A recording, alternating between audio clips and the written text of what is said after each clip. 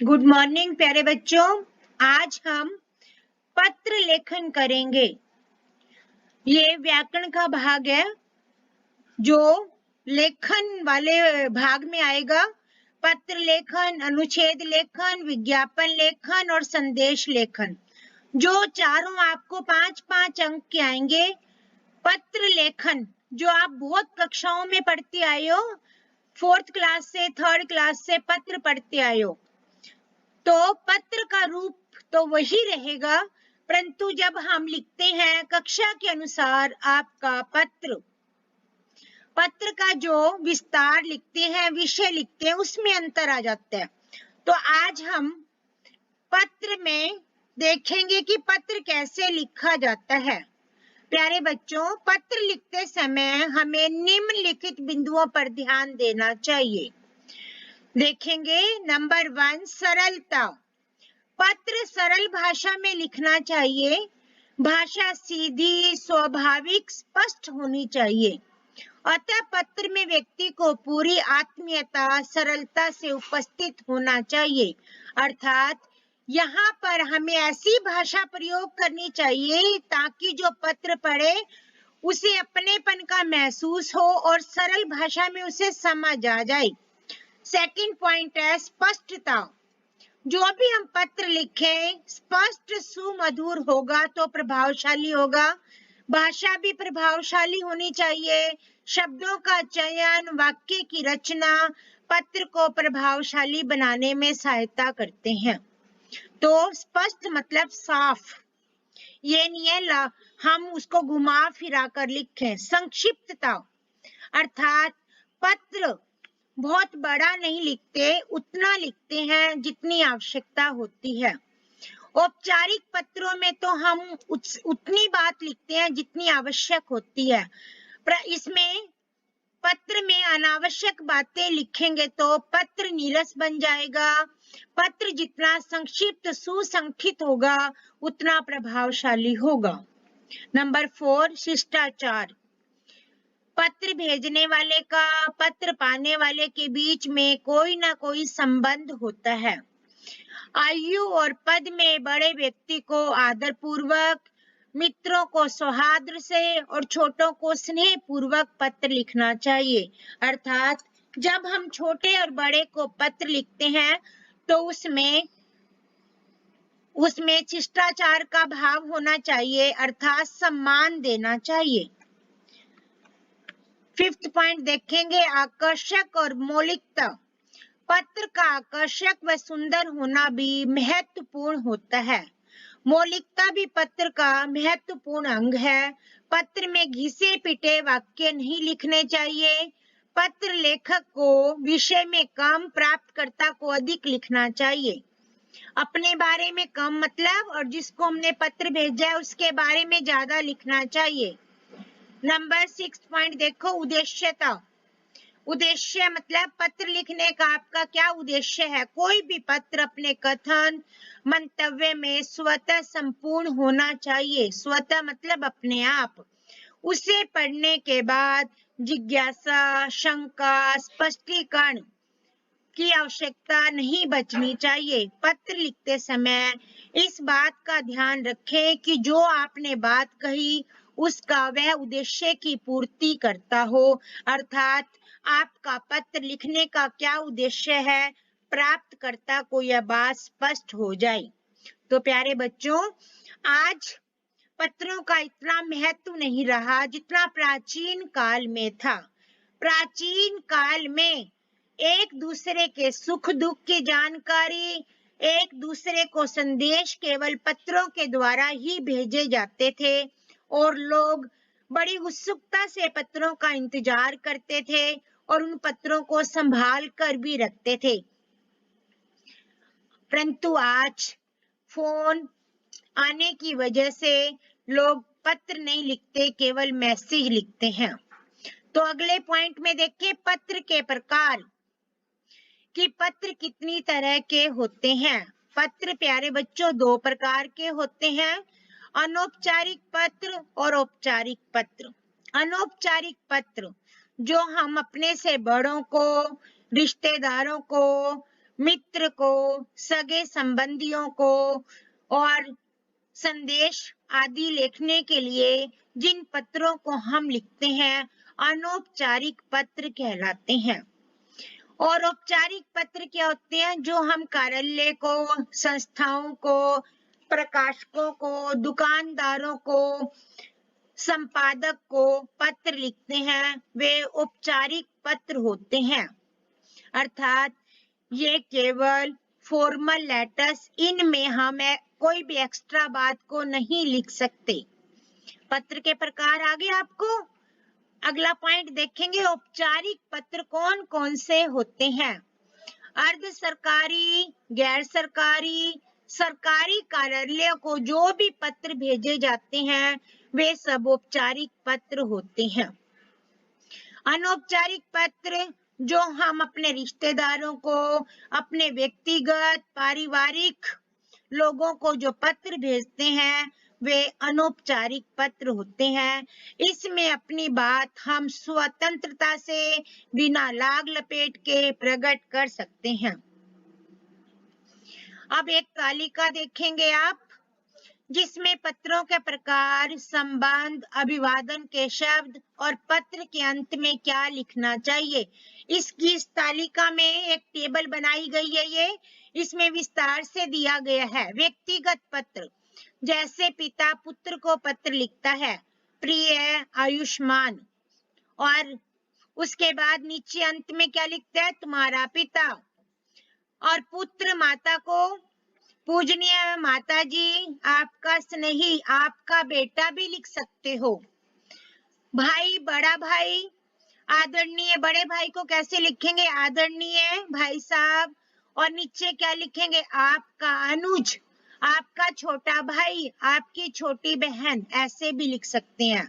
और मित्र को, और एक मित्र दूसरे मित्र को पत्र कैसे लिखता है? प्रिय, प्रिय मोहन, प्रिय राम, ऐसे नाम भी लिख सकते हैं। और नीचे क्या लिखेगा? तुम्हारी सखी, तुम्हारा मित्र, तुम्हारी सहेली, तुम्हारा शुभ चिंतक भी लिख सकते हो। तुम्हारा अभिन्न हृदय, ये लास्ट में लिखते हैं। शिष्य, गुरु, शिष्य अपने गुरु को कैसे पत्र लिखता है? पूजनीय, आदरणीय गुरुजी। नीचे क्या लिखेंगे? आपका आज्ञाकारी शिष्य, और फिर नाम अपना। परम पूज्य, पूजनीय भी लिख सकते हैं, परम पूज्य भी लिख सकते हैं। गुरु शिष्य को कैसे पत्र लिखता है? अभिवादन के शब्द, चिरंजीव, तुम्हारा शुभकांक्षी। अपरिचित व्यक्ति अर्थात जिसकी हमारी जान पहचान नहीं, उसे हम कैसे पत्र लिखेंगे? महोदय, श्रीमान जी, मान्यवर, माननीय, ये सब शब्द लिख सकते हो। महोदय भी लिख सकते हो, श्रीमान जी भी, मान्यवर भी, माननीय भी। और नीचे क्या लिखेंगे? आपका या भवदीय। अब इसी के बाद व्यवसायिक पत्र, व्यवसायिक, मान लो पुस्तक विक्रेता को आपने पत्र लिखा, तो प्रिय महोदय, और नीचे क्या लिखेंगे? भवदीय, आपका। कार्यालय पत्र, जो ऑफिस वगैरह में पत्र लिखे जाते हैं, जैसे बैंक मैनेजर को, स्वास्थ्य अधिकारी को, रेलवे अधिकारी को, महानिर्देशक को, सरकार संपादक को, केंद्रीय मंत्री को, बिजली बोर्ड अधिकारी को, डाकपाल महोदय को, परिवहन निगम अधिकारी को। इस प्रकार जितने भी पत्र लिखे जाते हैं उसमें अभिवादन के लिए श्रीमान जी, महोदय, मान्यवर, माननीय, आदरणीय शब्दों का प्रयोग किया जाता है। और बाद में अंत में प्रार्थी, विनीत, भवदीय, निवेदक भी लिख सकते हो। इसमें निवेदक शब्द भी लिख सकते हो अंत में। आवेदन पत्र, आवेदन पत्र, प्रधानाचार्य को प्रार्थना पत्र लिखते हो, आवेदन पत्र लिखते हैं। प्रधानाचार्य जी को कैसे लिखेंगे? आदरणीय प्रधानाचार्य महोदय, श्रीमती जी, मान्यवर, माननीय, ये शब्द लिख सकते हो। लास्ट में क्या लिखना है? आपका आज्ञाकारी शिष्य, विनीत प्रार्थी, आपका स्नेह भाजन, इन शब्दों का प्रयोग किया जाता है। तो बेटा इस तालिका को आप ध्यान से देखेंगे, इसमें तो केवल पत्र के प्रकार, संबंध, अभिवादन के शब्द, अब एड्रेस करते हैं ना और पत्र के अंत में क्या लिखा जाता है। अगले देखेंगे औपचारिक पत्र लेखन प्रारूप, फॉर्मल लेटर्स हम कैसे लिखते हैं, उसका फॉर्मेट कैसे बनाएंगे। अगले पे देखेंगे फॉर्मेट। आवेदन पत्र, आवेदन पत्र, मान लो मैंने प्रधानाचार्य जी को पत्र लिखा है, सेवा में प्रधानाचार्य जी, Agrasen public school, sector 13, Kurukshetra. अधिकारी के पद का नाम मतलब प्रधानाचार्य जी, कार्यालय या संस्था का नाम और पता Agrasen public school, sector 13, Kurukshetra. अब विषय में क्या लिखेंगे, मान लो आपने नौकरी के लिए अप्लाई किया है या आपने किसी और काम के लिए आवेदन किया है, वो विषय लिखेंगे। फिर एड्रेस करेंगे, महोदय, महोदय, श्रीमती जी, श्रीमान जी, माननीय, मान्यवर भी लिख सकते हो। फिर बीच में लाइनें लगाई हुई है कि आपने इसमें क्या लिखना है। निवेदन से शुरू करेंगे। निवेदन यह है कि मैं आपके विद्यालय में 10वीं कक्षा का छात्र हूँ, संक्षिप्त जानकारी देनी है, स्ववृत्त, फिर अपनी बात को रखना है, फिर समापन करना है, आपकी अति कृपा होगी।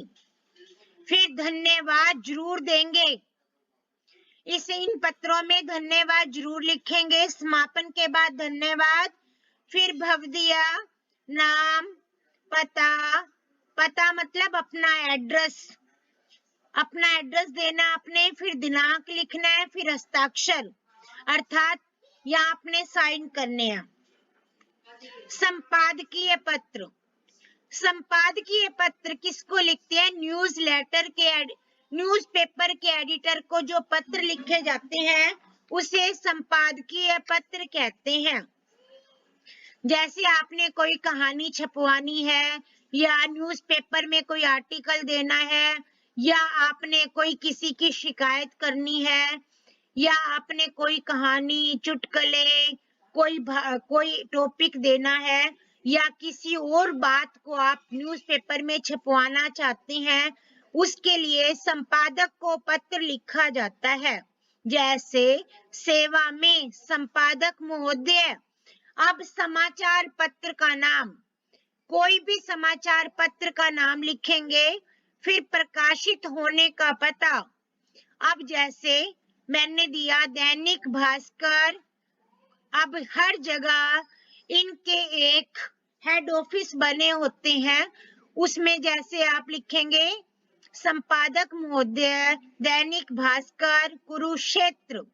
विषय, विषय में जो पत्र से संबंधित बात है उसको छोटे में लिखना। विषय क्या होता है, सब्जेक्ट। अब मैंने लिखा है जैसे कहानी छपवाने के लिए। संबोधन का मतलब है श्रीमान जी या महोदय, मान्यवर, माननीय, इसको बोलते हैं संबोधन। फिर विषय के प्रति ध्यान आकर्षण, फिर अपना विषय रखेंगे। निवेदन यह है कि मैं आपका समाचार पत्र प्रतिदिन पढ़ता हूँ, फिर उसमें अपनी बात, मुख्य विषय लिखेंगे, समापन करेंगे, फिर धन्यवाद जरूर लिखेंगे। भवदीया, भवदीया भी लिख सकते हो, प्रार्थी भी लिख सकते हो, निवेदक भी लिख सकते हो। फिर अपना नाम, फिर एड्रेस और दिनांक सबसे लास्ट में लिखेंगे। औपचारिक पत्रों में दिनांक सबसे लास्ट में लिखी जाती है। अगला देखो कार्यालय पत्र। कार्यालय मतलब ऑफिशियल लेटर। इसमें मैंने बताया ना, किसी भी ऑफिस में जब हम पत्र लिखते हैं, मान लो स्वास्थ्य अधिकारी को, पुलिस अधीक्षक को, बिजली बोर्ड अधिकारी को, डाकपाल महोदय को, बैंक मैनेजर को, ये सारे जितने भी पत्र हैं कार्यालय पत्र। सेवा में से पत्र को शुरू करेंगे, फिर कार्यालय प्रमुख का नाम, फिर कार्यालय का पता, फिर भी सब्जेक्ट में क्या लिखेंगे, जो पत्र में आपको बात कही गई वो विषय लिखेंगे, फिर महोदय, फिर श्रीमान जी भी लिख सकते हो, फिर अपनी बात रखेंगे और नीचे धन्यवाद, भवदिया, भवदिया की जगह निवेदक प्रार्थी भी लिख सकते हो, फिर नाम, पता, दिनांक। औपचारिक पत्रों में मैं बार बार बोल रही हूँ, दिनांक सबसे बाद में लिखेंगे और अपना पता भी नीचे लिखेंगे, ऊपर नहीं लिखेंगे। शिकायती पत्र, अब किसी अधिकारी को हमने कोई शिकायती पत्र लिखना है, शिकायती पत्र में अपना एड्रेस हम ऊपर लिखेंगे, जो हम शिकायत भेज रहे हैं उसमें हम अपना पता लिखेंगे पहले, फिर दिनांक लिखेंगे, इसमें दिनांक ऊपर आएगी, फिर सेवा में अधिकारी का नाम, पद मतलब उसकी जो पोस्ट है, कार्यालय का नाम, फिर पता, फिर विषय, महोदय, महोदय की जगह श्रीमान जी भी लिख सकते हो, मान्यवर भी लिख सकते हो। फिर निवेदन यह है कि यहाँ से शुरू करेंगे, फिर अपनी बात रखेंगे, फिर समापन करेंगे। आशा है कि आप मेरी बात पर ध्यान देंगे और उचित कदम उठाएंगे। पूर्ण विराम। धन्यवाद, भवदिया, नाम अपना और हस्ताक्षर। अब है इसके बाद, ये मैंने औपचारिक पत्रों का फॉर्मेट समझाया। अब अनौपचारिक पत्र लेखन। अनौपचारिक पत्र लेखन का प्रारूप ज्यादा नहीं बदलता, केवल छोटे और बड़ों को लिखने में आदरणीय और प्रिय लगाकर एक संबोधन बदलता है। अनौपचारिक पत्र में कौन कौन से पत्र आएंगे? बधाई पत्र, शुभकामना पत्र, निमंत्रण पत्र, विशेष अवसरों पर लिखे गए पत्र, सांत्वना पत्र, किसी प्रकार की जानकारी देने के लिए पत्र, कोई सलाह आदि देने के लिए। अनौपचारिक पत्र मित्र, सगे संबंधियों, छोटे बड़ों को लिखे जाते हैं। अब है अनौपचारिक पत्र का फॉर्मेट देखेंगे। अब इसमें सबसे ऊपर क्या है? प्रेषक का नाम और पता, अर्थात भेजने वाले का नाम और पता। मान लो मेरा नाम सुनीता मित्तल, न्यू कॉलोनी, मकान नंबर 5, कुरुक्षेत्र। ऐसे आपने एड्रेस लिखना है। फिर दिनांक लिखनी है, जैसे जो भी दिनांक हो, जो पत्र लिख रहे हैं वो दिनांक लिखनी है। फिर संबोधन, संबोधन मान लो मैंने अपनी माताजी को पत्र लिखा, आदरणीय माताजी, कोमा। फिर यथा योग्य अभिवादन। अब बड़ों को क्या करते हैं? सादर प्रणाम या चरण स्पर्श। हिंदू सभ्यता में लड़की अपने माता पिता के चरण नहीं छूती, तो माता पिता को सादर प्रणाम लिखेंगी लड़कियां, और बड़े लड़के क्या लिखेंगे? चरण स्पर्श। फिर कुशल क्षेम पूछना, अर्थात स्टार्टिंग कैसे करना है, मैं यहाँ पर कुशल पूर्वक हूँ और आशा करता हूँ कि आप सब भी कुशल पूर्वक होंगे। फिर उसके बहुत दिनों से आपका पत्र नहीं मिला, इसलिए मुझे चिंता हो रही थी।